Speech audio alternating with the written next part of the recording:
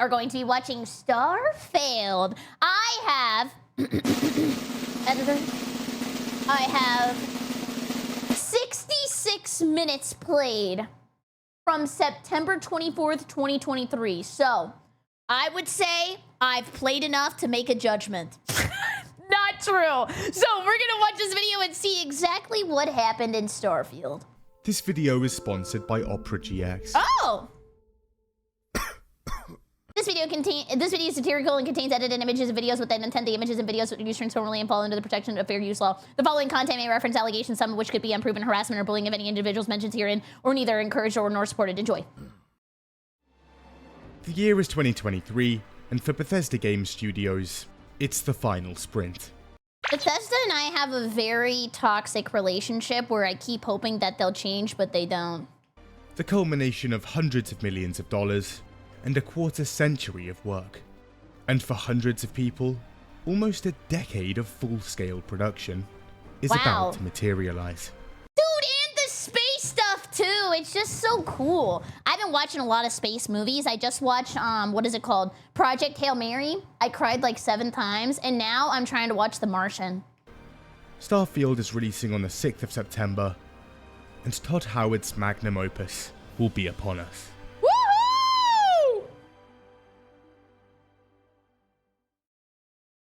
2018. Fallout 76 reviews have come in, and they're not too hot.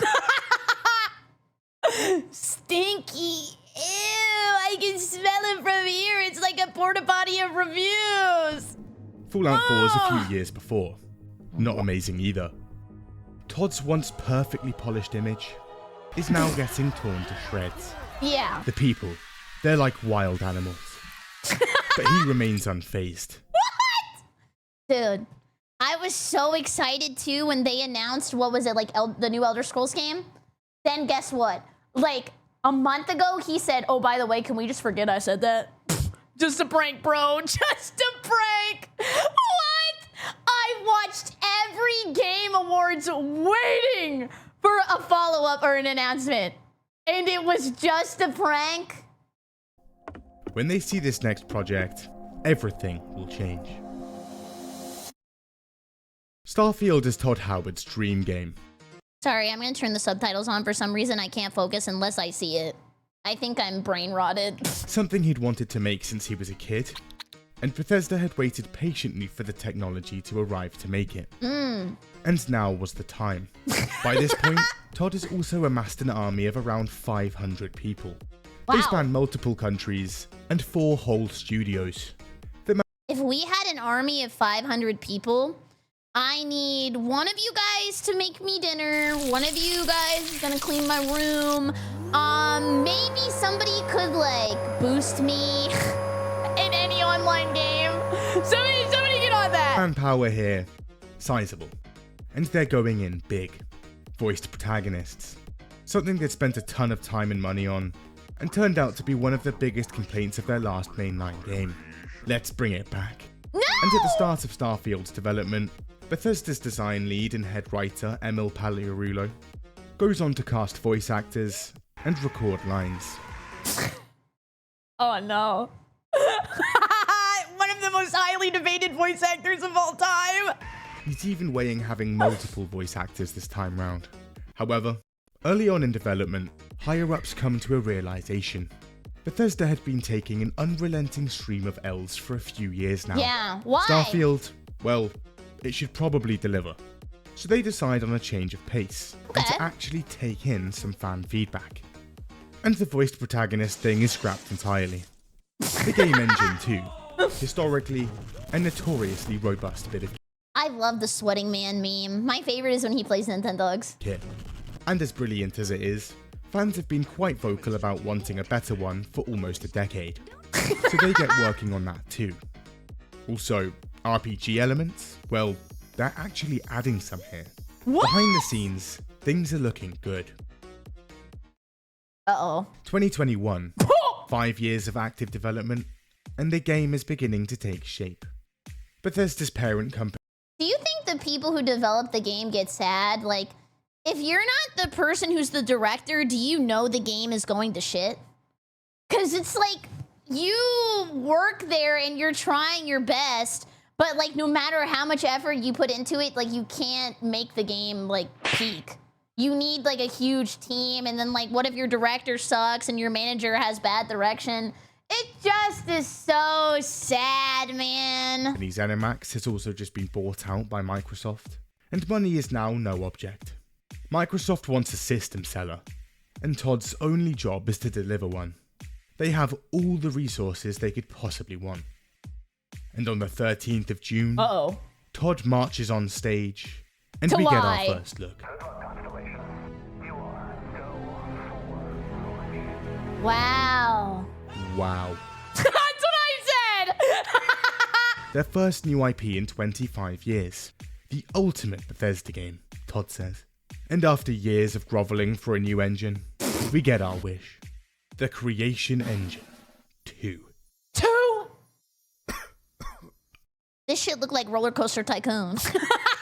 Okay, people aren't massively thrilled, but this is groundbreaking stuff, Todd insists. And there it is. One of Todd's crazy dates again. Dude, and you know, I got scammed. I paid extra to play a day early. May 22nd, 2022. Around 7 months out from launch, and that's out the window. Because the game's delayed. Come back in early 2023. Damn you! The disappointment is palpable. But in June, Todd's on stage again, and we hear some familiar lines. Our most ambitious game Yummers. ever, where you get to be who you want and go where you want. Not again. But then, we get a glimpse at the actual gameplay for the first time.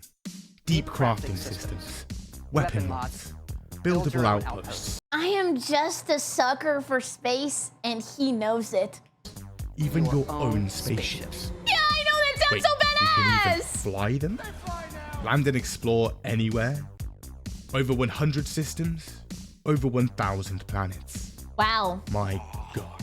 my computer. Also, were those background options and traits in a Bethesda game?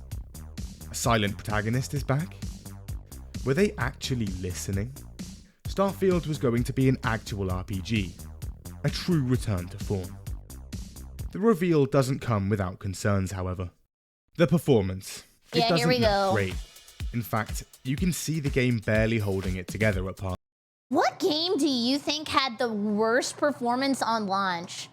I remember there was a Diablo game that I tried to play when I was in high school, I think, or maybe it was college, and I couldn't even log in. It just kept kicking me, man. Oh, Cyberpunk was so bad.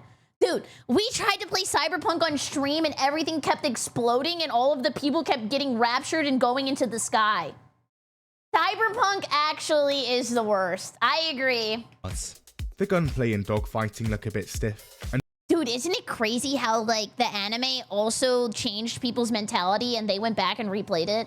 Because the anime was so good. I cried. And the song is amazing. 1,000 planets. Either another sweet lie, or this game sounds very procedural. Todd hears the concerns. Don't worry. Starfield has more handcrafted content than ever before. More than Skyrim and Fallout 4 combined. Dude, I've been trying to play Skyrim on stream and I wanted to download a bunch of funny little mods, but I kept getting assaulted by booba physics and naked clams. He assures us. He doesn't give any solid figures though.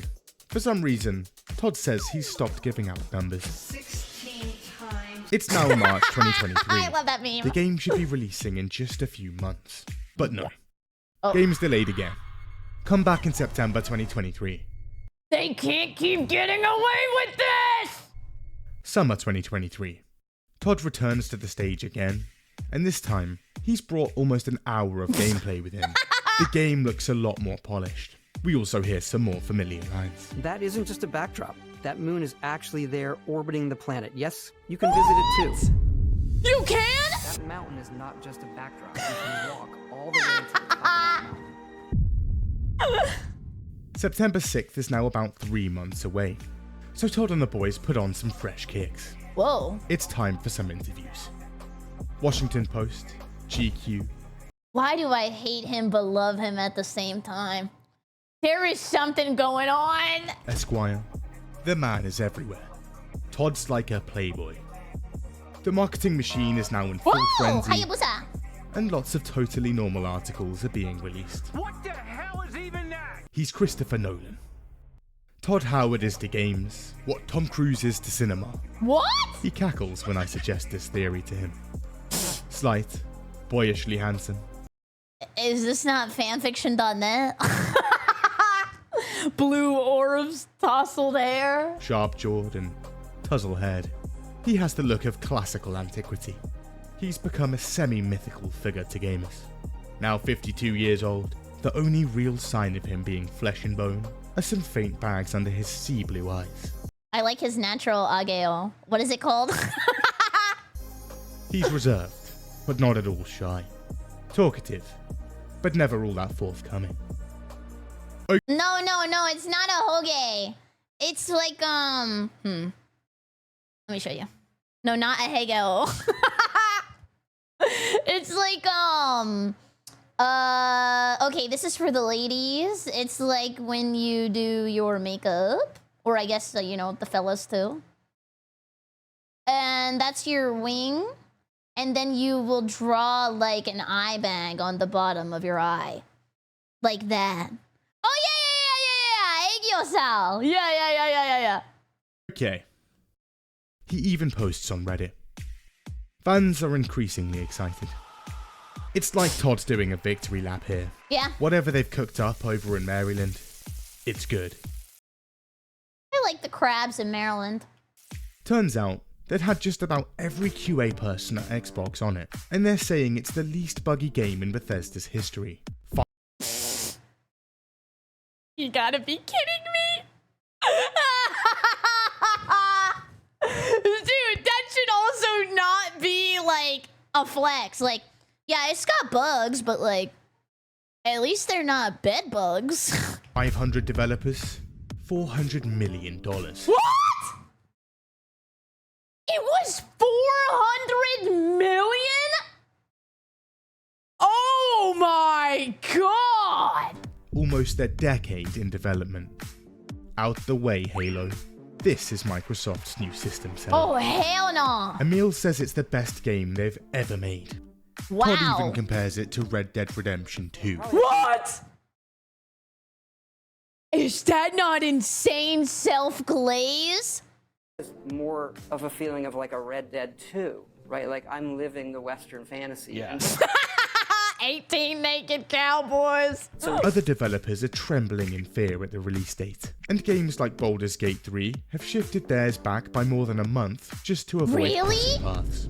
Dude, didn't they do that for like Silksong too? Like there were like games that didn't release on the same day because they were like, you know what? You have it.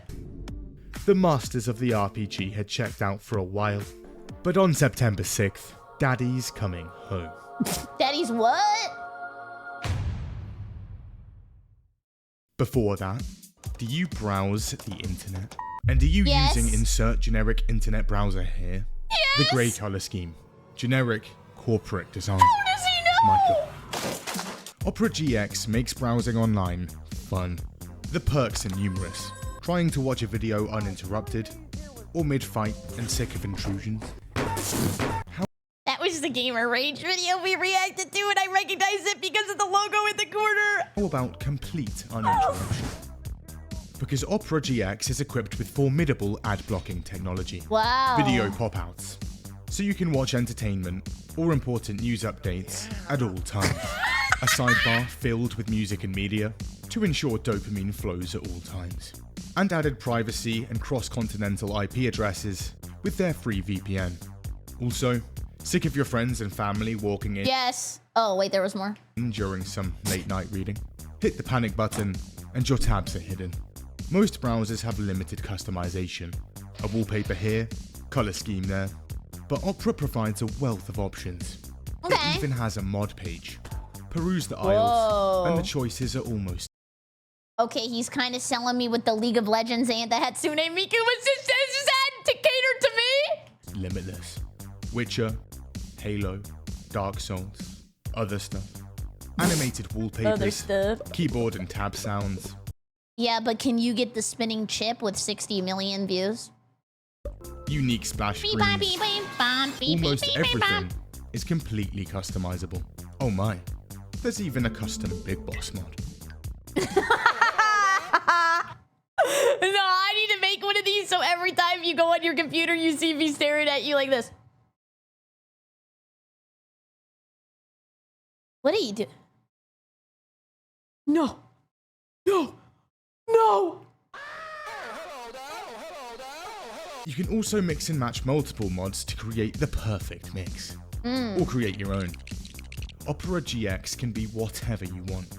Can't be bothered to migrate everything. I want to pay someone to animate me doing that because I love this frame. It's so good. Nova? Well, it's equipped with a state-of-the-art import tool. A few clicks, and your browsing history, bookmarks, and cookies, they're all here. Oh, me likey, It's also cookie, compatible cookie. with every Chrome extension. Opera GX is good. You should install it right now through this link. Midnight, 6th of September, 2023. Do you remember? Starfield is set for launch. And people jump into Bethesda's first new IP in 25 years. Uh-oh. At first, Starfield is met with rave reviews. I didn't. I quit in an hour and 6 minutes. 88 on Metacritic, and a ton of 10 out of 10s coming in. It's amazing. A near perfect space game. But a few hours in, Damn! Lowest Dark Souls 2 playtime. and some time to reflect, and opinions slowly begin to change. The performance. On PC, there's a bit of chop. Why did you Yeah. not optimize this game for PC? Are they railing him live? We did. It's running great. It is a next-gen PC game. We really do push the technology, so you may need to upgrade your PC for this. What? Is that not an insane take? Dude, he called me broke. This game. The system requirements, quite demanding. The game requires an SSD to run, and yet, space has never been this choppy. We might run into some chop. Chop? We could fucking handle chop, right? I mean, it's a $3,000 PC. No, we're not going anywhere unless he says it's safe, all right? Don't worry about the chop. You don't know anything about chop. Oh, really? And you do? You're a fucking expert on I'll chop your fucking credit card in half. How about that? Even on NASA tier PCs, low FPS and massive frame drops. I think that's why I also stopped playing is I was trying to stream it, and anytime it would come up on OBS, people were like, next slide, please. Also, AMD sponsored the game, and conveniently, Intel and Nvidia parts are specifically struggling. There's also no Nvidia DLSS in the game, something that Really? modders are able to patch in within hours. Dude, the modding communities have changed. Like, they went from the big booby mods for Skyrim to making your game work. Sad state of affairs. On Xbox, things are a bit more consistent, but even then, Todd's chained us down to just 30 FPS, even on the $500 Series X. That 30 FPS is also the target FPS. That Dude, this is a $500 crazy Series story. X. That 30 FPS is also But when I was in Japan, I went to like a darts bar. I don't really know a lot of people who play darts in the US, but it was very big in Japan. And there was this lady there with all of her coworkers, and they were all super drunk. And she was standing in front of the darts board like this, and they all kept throwing the darts around her. the target FPS. That's what it's aiming for, and not always what it's hitting. Walk into a city like New Atlantis, and that number dribbles down to the low 20s. What the fuck is this piece of shit? This is on a AAA game, on a barely 3-year-old console, in the year 2023, Wow. when most other big games can run at 120 FPS. The head of Xbox says it's a creative decision. Guys, it's just the style. We're going for like cartoony, you know? Very anime. Yeah. So far, the console Metacritic is just about hanging on, but for PC, it's bombs away. Oh! Spared the horrific performance and actually managed to run the game? Well, there is some good stuff here. For the first time in a modern Bethesda game, physics are no longer tied to frame rate. You can now uncap it without causing horrific issues with jump height, movement speed, enemies, and objects. The shipbuilding is great. The gun mods are pretty good. There's some RPG Very elements nice. here, and for a Bethesda game, a relatively bug-free launch. Far less game-breaking issues and corrupt save files. They'd even cracked ladders. Dude, did they do like pre-order bonus stuff? I don't remember. Like, could you get a canvas bag eventually? That's the good. And then there's everything else. Oh! Starfield was conceived 25 years ago, trademarked a decade ago, Damn! and started full development 8 years ago. Damn! And the final game had come out the other side, severely lacking. It's an embarrassment. In a lot of ways, it's one of their most bare-bones games yet. Incredibly basic things are just missing. The FOV slider. Fallout 76 had one. Fallout 4 had one. A simple text file change in the game files allows Starfield to have one. Dude, I hate when that stuff happens. Like, how can I just type in 2 funny numbers and I can have it, but that's just not included? The main problem, like, I guess, like, UI that I've had for a while is, like, for a long time, Nintendo games had, like, no separate volume slider. Like, you couldn't just turn down the music and, like, turn up the sound effects. That shit was awful. But now, what I think every game should do is they should make it to where it automatically has motion blur off. Because there are people who are built bitch like me who can't handle motion blur. It makes me puke. Just, like, give us the option to have it, but, like, turn it off? So why wasn't it in the game? There's no ultra-wide monitor support, no HDR on PC, there's not even any images on the save files. There's also no brightness, contrast, or gamma sliders of any kind. Huh? This is on a game that looks horrifically washed out. Yeah. Dodgy TV or monitor? Unlucky, son. This is what your game Well, you know what Todd would say. Buy a new monitor? looks like. An in-game calendar? Nope. Your start date is May the 7th, 2330. So if you want to know what day it is, you'll just have to keep track yourself. What? There was a calendar in Elder Scrolls Arena back in 1994. There's also no in-game map. Again, Arena had this in Really? 1994. Simply no longer possible.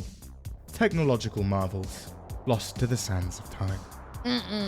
Small indie game company, you gotta understand. There was no budget for a map. And despite multiple delays and intense QA testing, the game still quite buggy. You can do pretty much anything. Oh my god, you can bring the Pain Olympics back and nobody cares?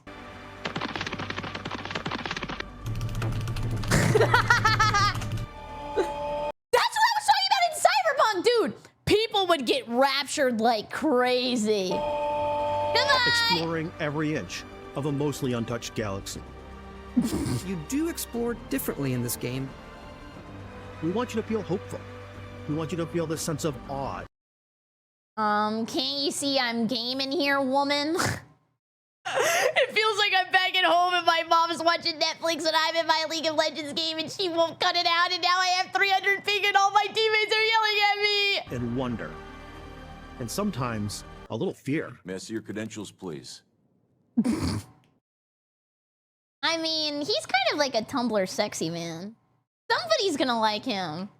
Now, it would take probably 4, 5, 6 loading screens to get to my ship from the top of Neon. The amount of loading screens is disgusting. Spaceflight should be exciting and dangerous. Huh? We always put so much care into all those little details that breathe life into our worlds. Yeah, you can't knock stuff around. Our biggest goal for lighting was to make the game feel more filmy, to use lighting and color to really make it feel more cinematic. What is that giant PNG behind you? VTuber stream be like. Really like to change my ship right now. That'd be great. It's too bad that the NPC is up there. What are you supposed to do? Shoot him down? Outside of the game itself, Starfield launched with a $300 collector's edition. Dude, I didn't pay for this, but I did pay to play early, like an idiot.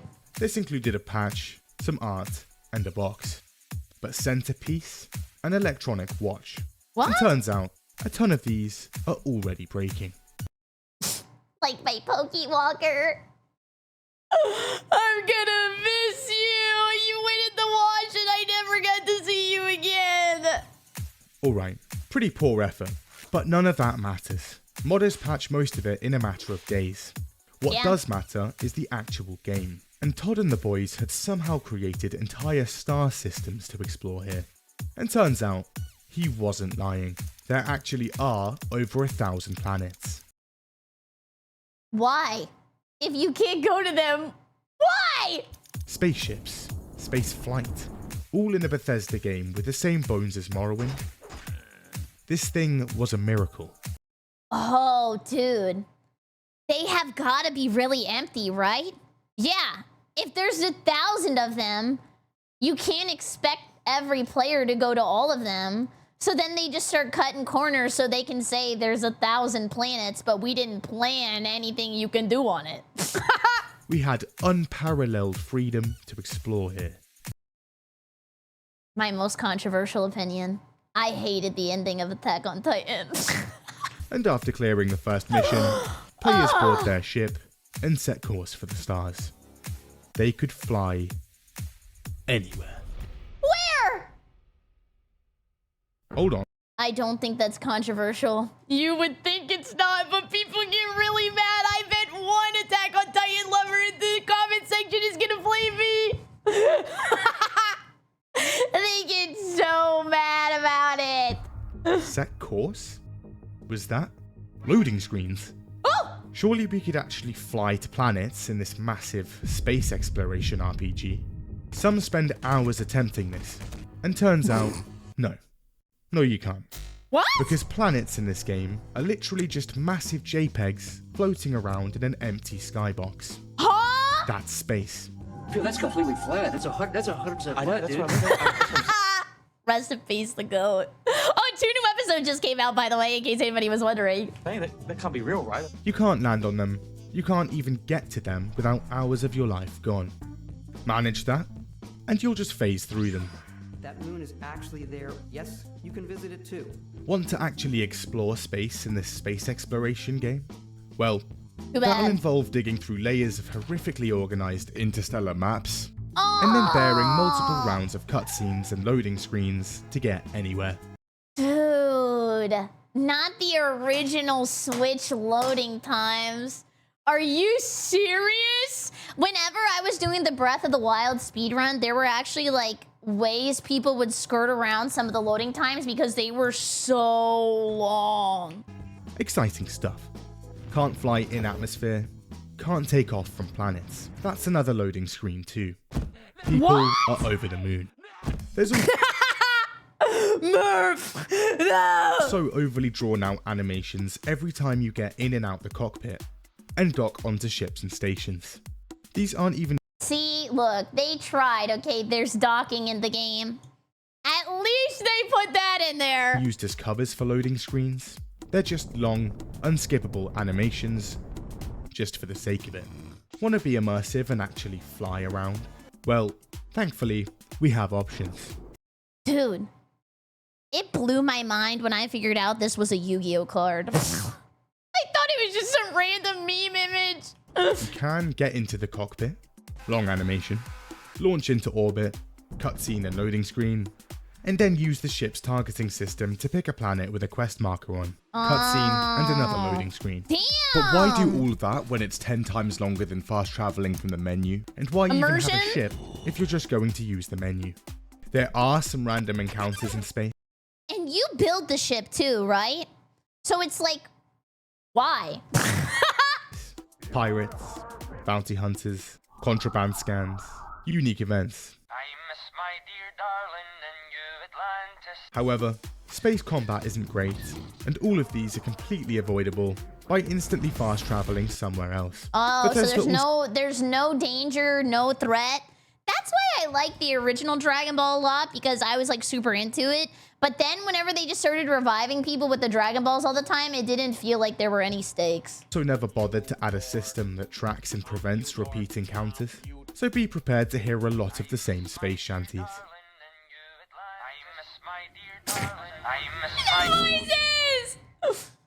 Okay.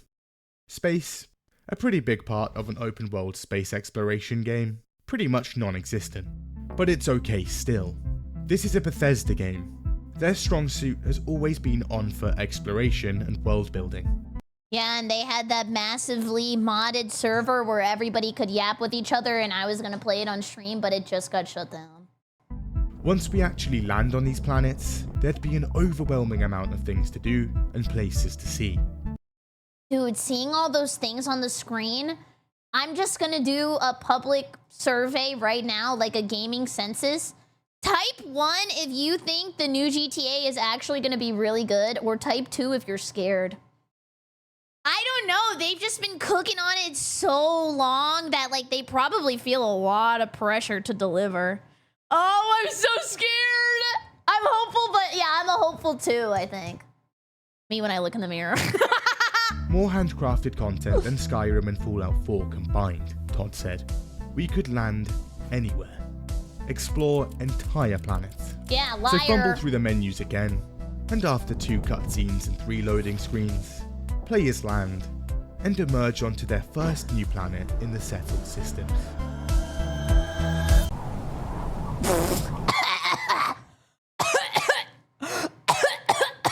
Huh? Where is everything? Okay, let's check the map. What on earth is that? A bug? A rendering error, perhaps? No. Turns out, that's just how they designed it. What the hell? Where is everybody? Okay, let's put that back. Luckily, there's a Let's fight somewhere empty. scanner we can use. And it looks like there's a few undiscovered locations in the distance we can head to. Hundreds of meters away. That could take a while, so best get out the rover. Wait, there's no rover. What? Bethesda designed a planetary exploration game without a readable map or a land vehicle. Okay. You have to walk? Running it is. Oh, hell no. Oh, hell no. I'm doing the fitness spacer test on a freaking planet. The world looks good. Bethesda has nailed the lighting and skybox, and there's some interesting creatures, natural formations dotted about, alien dung piles to sift through, and a few old facilities to explore. Oh. This particular planet has an abandoned cryolab, a UC listening station, a relay station, and an occupied cave. The DLC has rovers, but it took them that long to make one? And you have to pay for it? What? Just give me the Heelys, man. I'll make it work. Oh, I think it was free? Okay. Not sure why the abandoned facilities are full of enemies, but occupied caves are completely empty. But anyway, wow. There's even some of that old Bethesda environmental storytelling here. Nice. Oh, it was not free? It was free for me? Okay, look, this is what we're gonna do. In my mind, we're gonna say the rover was free 99. So everybody wins. But eventually, it's time to take off and head to another planet. Hold on. Is that identical formations? The same creatures? The exact same cryolab? The building layout? Enemies? Spawn placements? Holy lazy! Even down to dead bodies, notes, and terminal entries.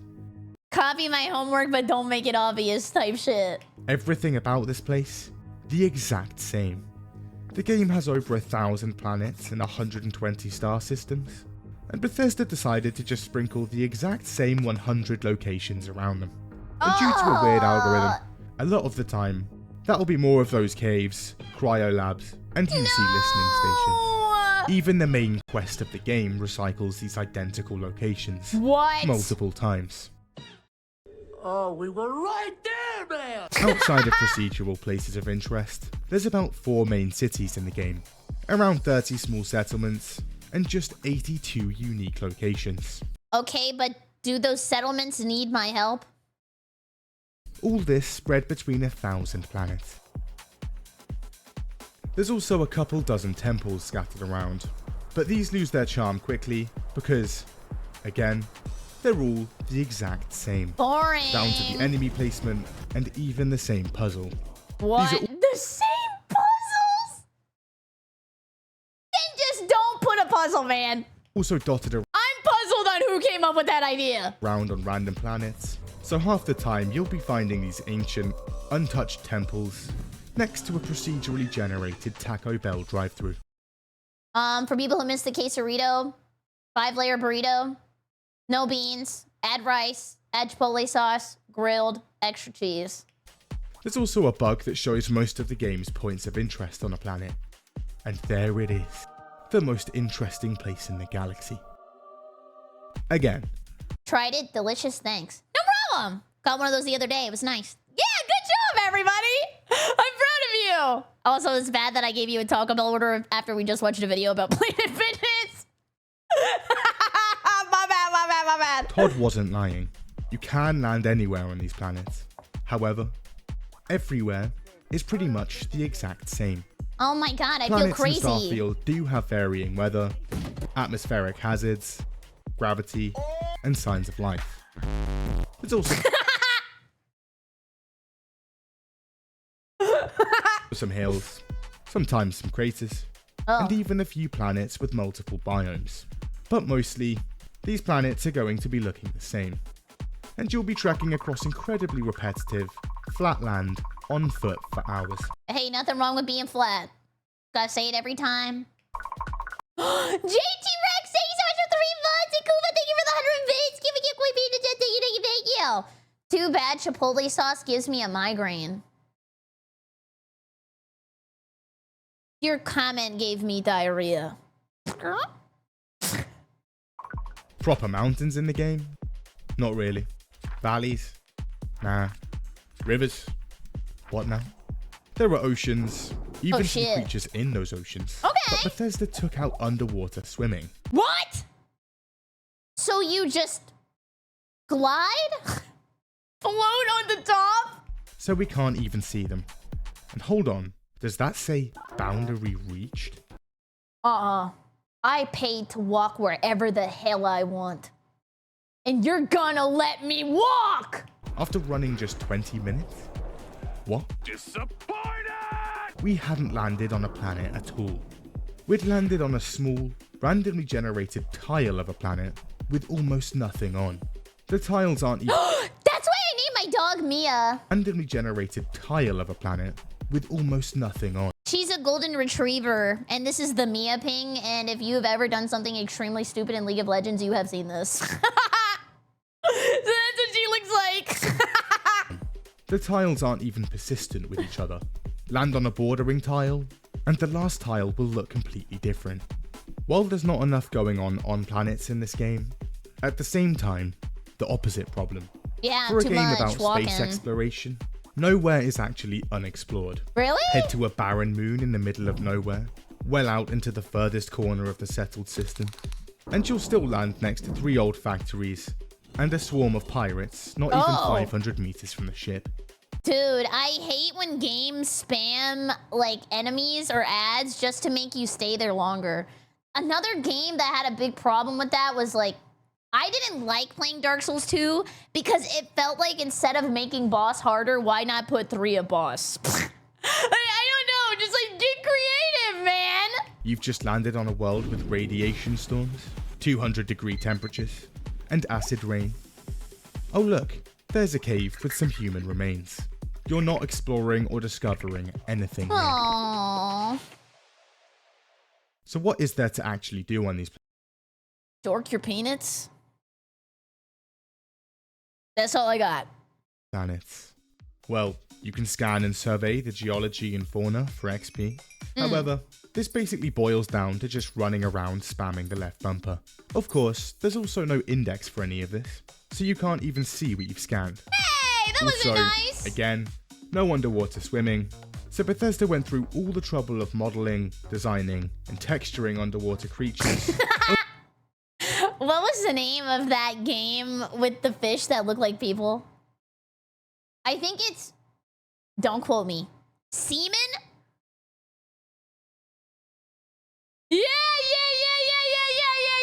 That's what that reminded me of. Only for them to never be visible to the player. You can scan them though. You can mine materials and build outposts with them, which you can use to mine more materials. But outside of crafting and XP farming, it's a loop you can skip entirely by just looting or purchasing stuff. You can run through the same few heavily reused places of interest. And finally, complete the 1 or 2 incredibly basic Radiant fetch or kill quests that have a chance to spawn on them. Oh my god. Probably my least favorite quest in gaming is like any quest where you have to like escort somebody and like walk them around. Those are the worst. They either go way too fast or way too slow. But a few hours of running around the same small tiles of planets, clearing the same factories, mining the same rocks, and digging through the same piles of literal shit, and the charm begins to wear off. Oh. The game's 4 cities. They're not massive, and the performance is... Okay, can somebody explain to me why I got jump scared by Blevins? They're not... Why is he here? Are we not seeing enough movement? Massive, and the performance is absolutely horrific in them. It's also 2023, and anytime you want to enter a building, there's a loading screen. Fast travel to a building, it will put you outside the front door. Whoa. So that's 2 loading screens. Damn. You get it. I said that earlier. Again, this game requires an SSD to run. Also, wow. This is the biggest city. Way bigger than average, man. Let's keep it classy. There's like 400 people here. That's it's a in lot. the middle of absolutely nowhere. It's also home to the largest and most advanced military force in the entire galaxy. But walk just a few hundred meters away, and you'll find camps of pirates and mercenaries. Dude, not to be a SpongeBob hater, and I love SpongeBob, but I have watched every single movie, and all of them are the same. It's literally, hey, we're gonna drive this car, get out of the ocean at a random city, have our like moment where we're actually like little puppet characters, and then go back home. Every single one of them! Trying to get around the city? Good luck, because again, there's no actual surface map, so finding anything here is a complete nightmare. The NPCs, incredibly lifelike. Does she blink? Their facial expressions are quite something. And turns out, in the year 2330, gunshots don't faze anyone. Oh, I mean, Florida moment. Pretty accurate. Nobody cares. Todd has now also just completely given up on the concept of Radiant AI. In Oblivion, NPCs had fairly in-depth day-to-day schedules. Here, they're just walking around randomly in silence, staring into your soul.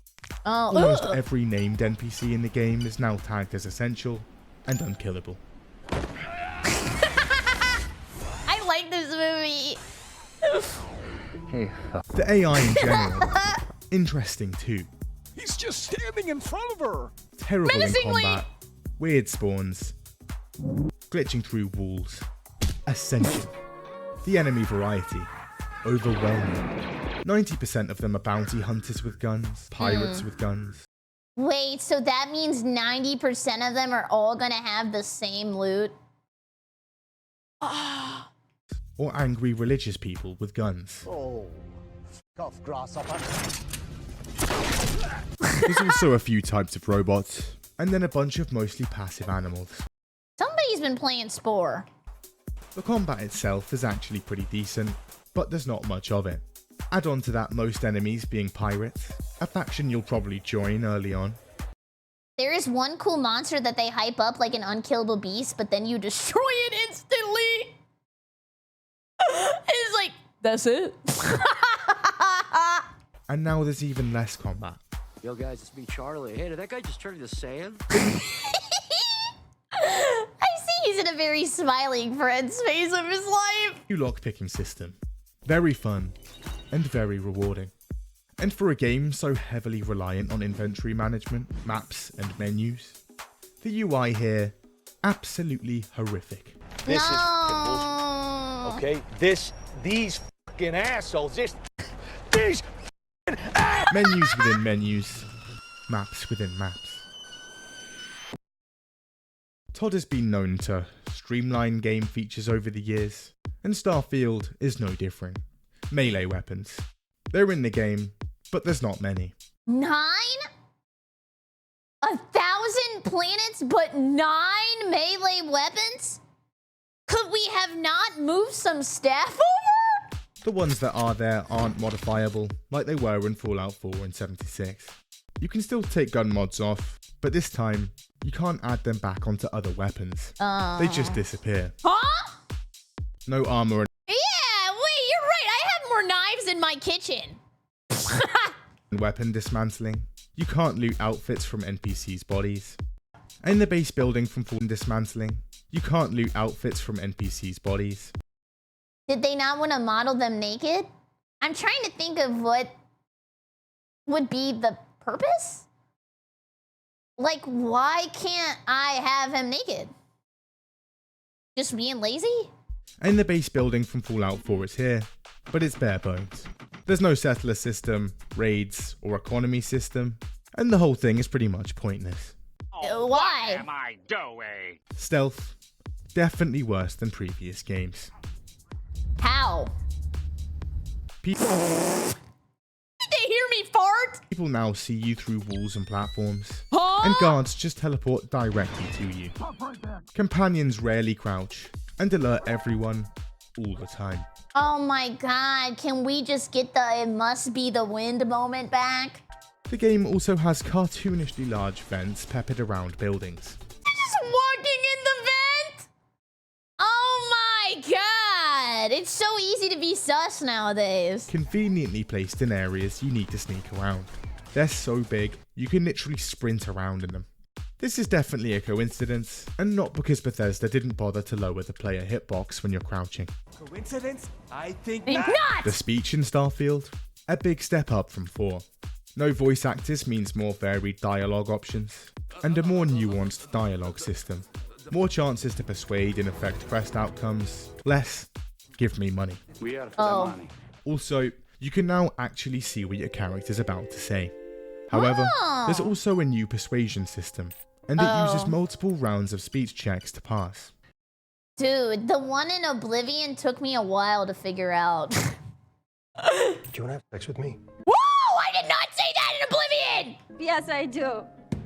I should have. Not now. Oh. Not a terrible idea, but Emil and the boys couldn't really be asked to actually write all these speech options. So instead, they just wrote a bunch of generic ones the game can pull from. Meaning half the stuff you say here will make no sense at all. Hey, Douglas, how's the wife? She died. Attaboy! Playing any Telltale game be like. It's also still based on percentages, so you can just save and try again. Do you want to have sex with me? I'm not giving you my card. While there's some incredibly believable persuasion here, Maybe I can make an exception. That easy? Wait. Is this... Wait. This isn't the lady that they were running the DLSS 5 on? Is it? No, that was Grace. Yeah, but I think they also did it for some Bethesda games. That's RE9. Dude, she looks just like her. dialogue itself, generally quite bland and boring. Oh my god, I still have to talk to this bitch.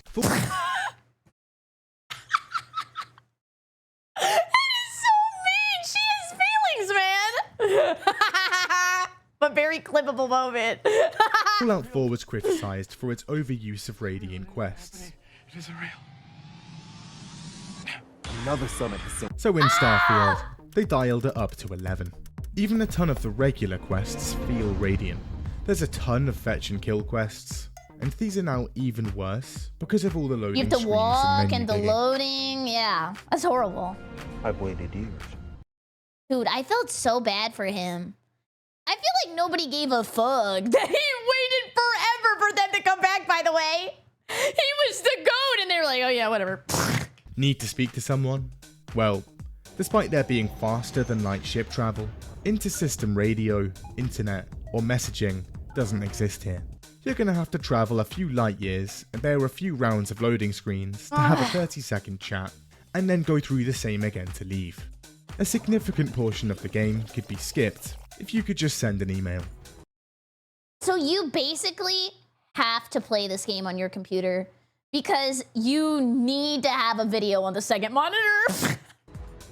You also have a smartwatch on your wrist for the entire game, but can't talk or text someone on the same planet. But steal a paperclip, and everyone in every star system in the game instantly knows about it. Really? Makes sense. A lot of the quests are linear. I mean, I guess word travels at the speed of light. Ending on one of two outcomes, and there's pretty much no interaction between different quest lines, or even factions. Their outcomes don't affect anything, and mean nothing. While there's less quests than Skyrim, you'll still be given a metric ton of them. And again, with over 1,000 planets and dozens of other locations, the boys at Bethesda didn't consider adding a sort by local option, meaning it's a nightmare to work out where they all are and get through them. Oh. Okay. Dude, sometimes I feel like games are not playtested, or they are like messed around with. Play pop quiz, like nobody sees these problems? Quests aren't brilliantly made, but how about the world and story itself? This was Bethesda's first new universe in 25 years. They couldn't just coast on pre-established work here. They'd have to write this whole thing themselves from the ground up. But it's fine. Todd's got top writing talent. And him, Emil, and the rest of the writing team sat down to plot. Yeah, I'm confused on the story. Like, what happens? You go to space? And that's it? First order of business, this game's setting. Let's make it extremely inoffensive and completely sanitized. Remember lads, we're gunning for a mainstream crowd here. We don't want to put anyone off. No mature themes, dark humor. No! Oh. No funny. Not no furries. I can still play. Nothing edgy at all. This is not Fallout in space. More like the Jetsons. So they design a game with a tone more akin to a children's show than a gritty, realistic space frontier. Most characters are dull, completely morally upstanding, straight arrows, with nothing to them. Nah, give me the space vent! Dude, they've gotta have some crazy shit up there. You know they were cooking up something good. Even the pirates here are Nickelodeon tier. And the nightclub. Let's populate it with old men walking around in suits with briefcases. Nah, the Marby's lap dance map is more sexy than this. And a few Teletubbies dancing on stage. What? Yes, that's what a nightclub looks like. Also, we have an incredibly detailed dismemberment system with gore and other animations ready-made from Fallout 4. Let's get rid of it completely. This is despite the game already having a mature rating, by the way. And dude, if the game is rated mature, just go crazy. I mean, it's not like you're gonna fix that. While there's no rover in this, we'll still put vehicles in the game. And even cool mechs. And even a whole story around those cool mechs. Can the player pilot them? No. What? We'll make it a plot point that that's illegal in universe. Huh? Then why would I not want to do it? What if I'm playing like a bad guy character? Then I should be able to like do the illegal stuff. I don't know. Okay. Only enemies can then. No. Not them either. We'll just add them as background furniture in one or two locations. What? So what about the actual story? Okay. Hear me out. Okay. Starfield's universe has a series of massive wars set across multiple star systems. Alright. Let's set this game decades after any of that happens. Okay. Right? Will there be alien characters? Blork? No, not really. Then what the fuck am I doing here? Just people, some alien animals, and plants. We're going for realism here. True sci-fi with a grounded NASA punk art style. Also, let's add space wizards at the end, driving the entire plot of the game. The player's goal is to become Starborn. What we'll have them do is collect the same artifact in the same temple with the same puzzle at the end 24 times. Yeah, I think you're right. This is becoming spacist. Nice. Then at the end of the game, they can jump to a parallel universe. But let's not get too crazy with this. They're all the exact same, with a 15% chance of one minor change, like a character becoming a potted plant. Is that real? I can smoke my wife? Brilliant. No one could predict any of this. We just have to make sure that hair Yeah, my wife is smoking. You want some? clipping glitch on the hunter character that would spoil who they are and the game's big reveal is patched before final release. What? Despite the issues, on launch, Starfield does amazingly. Bethesda says it's their biggest. They got me. I told you, they got me. It was just because I saw Space Bethesda and I thought it was gonna be fun and it was like a whole new universe. Yep. Launch ever. It's the #1 bestseller on Steam despite being free with the Games Pass. And there's over 6 million players on launch. The user I was reviews, one of them. very positive. I was not one of them. However, the honeymoon doesn't last long. After sinking a few hours into the game, the initial excitement wears off, and opinions begin to change. Not good.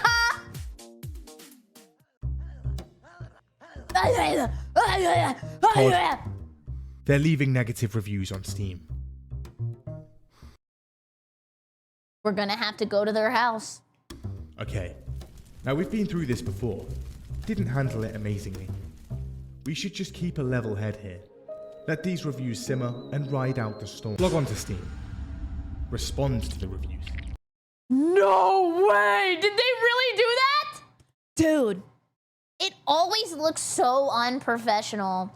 Like, there are people that leave mean comments, but I always just look at them and I will never reply because it's like, now I look like the dickhead. And I know that because I'll see like a restaurant that has a bad review and then people will like get the manager to go and reply to the negative reviews. And to me, it always looks corny. Just like, don't say anything. Each one individually. Tell them their subjective opinions are objectively wrong. Boring. That's insane. Astronauts went to the moon a few times. There's nothing there. They weren't bored. That's Did good. they say that? Write that. What? No shot! Huh? We're sorry that you do not like the landing on different planets and are finding many of them empty. Some of Starfield's planets are meant to be empty by design. What? But that's not boring! When the astronauts went to the moon, there was nothing there. They weren't bored. Damn. The intention of Starfield's exploration is to evoke a feeling of smallness in players and make you feel overwhelmed. You can continue to explore and find worlds that do have resources you need or hidden outposts to look through. Holy! Yeah! I think everybody's underwhelmed? Huh? Bad RPG mechanics? They must be playing the game wrong. Tell them to create a different character and try again. What? Send. No. Thank you for taking the time to leave a review for Starfield. You can fly, you can shoot, you can mine, you can loot. Starfield is an RPG with hundreds of hours of quests to complete and characters to meet. Okay, who wrote this? Dr. Seuss? Most quests will also vary on your character's skills and decisions, massively changing the outcome of your playthrough. Try creating different characters with backgrounds and characteristics that clash or opposite of your previous character. You will feel like you are playing a totally different game. Put points in different skills from a character you previously created, and now you're faced with a completely different decision. Dude, you know how I was talking about shitty opinions earlier that I have? This one actually does make people mad. Man, I wish people would wake up and realize that most of the time when they put a skill tree in a game, it's because they're lazy, but they want to market it as a replayable game because you can go back and change stuff. I hate that. I literally hate it. That is what they did here. And they said it out loud. What else?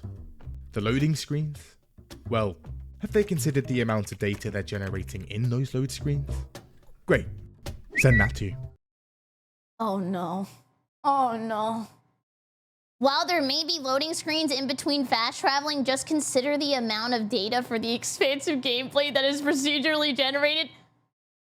Huh? Didn't they just copy the homework 4 times? How does it take that long to load the same thing on a different planet?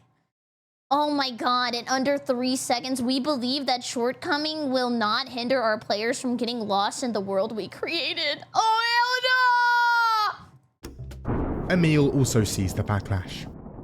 He ponders for a moment. Was it possible their game actually had some issues? Could he have been wrong?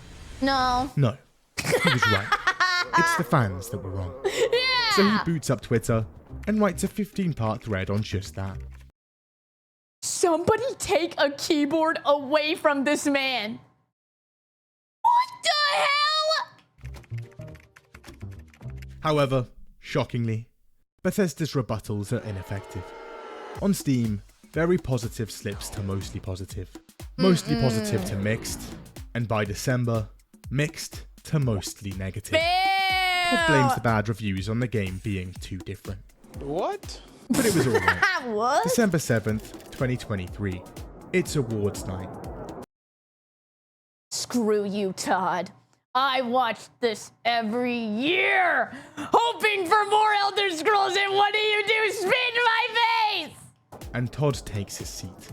Online, every year. The game was getting blasted, but the critics watched High Guard for you! would understand. And Starfield.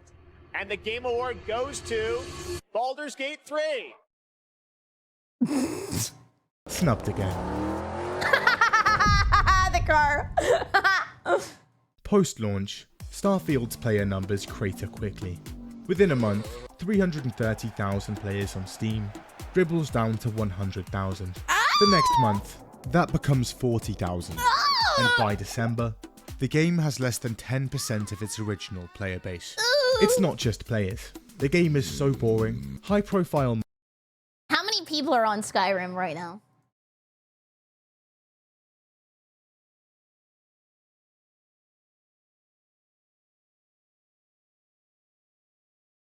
Right now, there's 20,000 people in Skyrim. How old is Skyrim?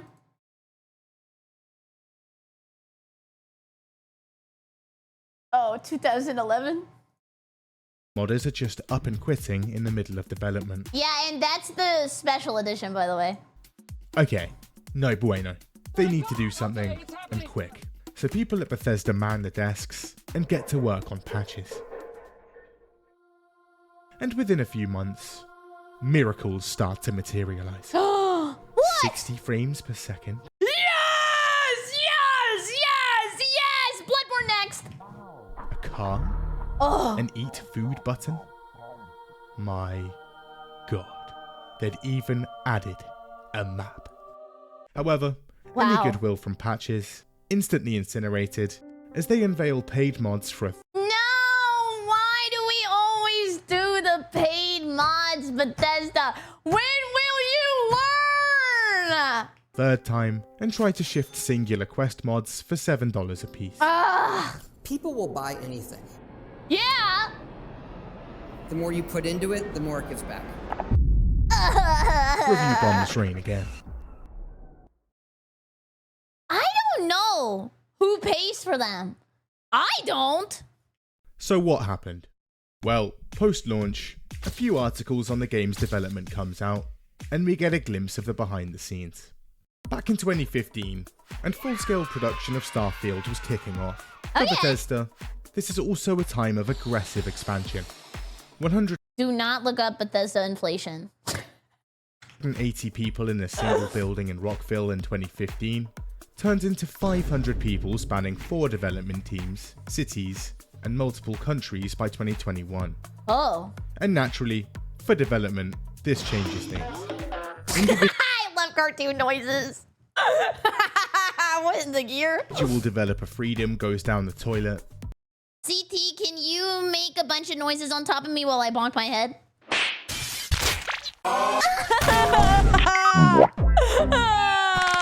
And people are now forced to adhere to a strict development schedule. According to a former dev, Some of the best features of Skyrim and Fallout 3 started out as random side projects they'd play around with during development. However, Bethesda's new games are made with a checklist design. Yeah. Veer off it, and upper management won't be happy. Add dating and kissing. So this experimentation is no longer possible. At the same time, a ton of bureaucracy, constant meetings, and a game that is now essentially designed by committee. Word on the street is, Todd is known to be an obsessive micromanager. Is he? Almost every How? How? I don't see that anywhere in the game. creative decision runs through him. And with 500 I would have thought he never even touched the damn controller, I'm gonna be honest with you. people now under his belt, he's stretched thin. Emil Paliarulo is still the head writer, and his philosophy hasn't changed here. He likes to keep things simple, stupid. Wait, that was from this? Was this the kiss I was asking for? Can we go back? This is not what I meant! Simple, stupid. This is my own personal rule for myself, right? And why put in any effort writing a good story when players are just gonna make a paper aeroplane out of it? And they're gonna throw them around the room, and they're never gonna see your story. Because they are gonna spend 30 hours making shacks. Me playing Pacopia. Okay, he kind of clocked me on that one. He's also the design lead, and he's still absolutely raw-dogging that too. Oh! No need for a proper, widely accessible, unified document to keep the 500 people working on the game informed and on the same page. Let's make the game itself a design document. Just write some notes in the game files as we go. The result of this, a very compartmentalized development with a ton of siloed game features that never interact with each other. Mechs that are designed, textured, and coded. It's like they had everything, but 10 years wasn't long and then enough. barely appear outside of a single mission. And systems like Zero Gravity that again, are only used a handful of times. After negative internal feedback on gameplay, they'd also pivot direction massively mid-development, and a ton of systems central to the game were trimmed. And Starfield goes from a more survival. Dude, can you imagine working an entire year on something and then your manager says, can you put that in the trash? Like, we changed our mind, sorry man. And resource-oriented game to something more casual. Fuel consumption, punishing planetary hazards, and the necessity of outpost building, all either scrapped or nerfed to the point of being irrelevant. In the past, Todd has said he builds his games starting with the world, and then builds everything out from there, finding the fun as they go along. However, for Starfield, that happened in the final year of development. What? Howard says that Starfield only clicked into being fun to play sometime in 2022? For who, fish? It took around 7 years to find that fun, and for the vast majority of people, it was nowhere to be found. Despite the patches and DLC, the 10 out of 10. Blah, blah, blah. damage had been done. Starfield's player base continued to dwindle, and within 6 months of launch, 97% of its Steam players Come back! on Steam. For Skyrim, it took around a decade. That's what I just said! Oh my god, hire me to help write this script, man. Before players dipped below 20,000. I know! For Fallout 4, that took around 5 years. For Starfield, it took 3 months. Ugh. As of 2025, Fallout 4 has 6 times the Steam players, Skyrim around 7. The developer's original intent for the game was to be a long-term platform for annual expansions. But with these player numbers, not sure about that. Even on Bethesda's communication channels, months of silence on the game. No patches for almost half a year. Had they up and quit too? But then in March 2025, a tweet. The game is not dead yet. A patch even comes out in May. Some bug fixes, creation kit additions, and a new, very low graphical setting. Okay. Nice. And with a presumed second expansion for Starfield in the works, the game's remaining players wait for details. with a sea of paid creations to keep them busy in the interim. But for the third time now, Baldur's Gate 3. Todd leaves the Game Awards empty-handed. Don't tell him about Expedition 33's getting Persona! The industry was not the same as it once was. The competition is now hot. The tech, incredibly impressive. Red Dead Redemption 2 horseballs shrink in cold weather. Is that real? What? Oh my god, gaming is not dead.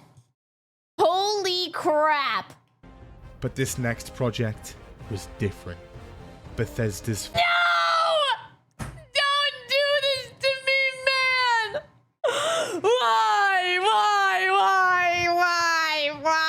Forte. No! They could not mess it up. He said forget about it! No! No aftercare? You just spanked me Could not. with this? Was different. And left? What the hell? Anyways, thank you so much for watching. I super appreciate it. If you're new here, please come by the Twitch stream to BerryCrepe. Or use code Berry for 10% off your gamer subs order. It helps me out and I would appreciate it. Thank you, thank you, thank you. Have a good night. Goodbye, YouTube. Goodbye, goodbye, goodbye.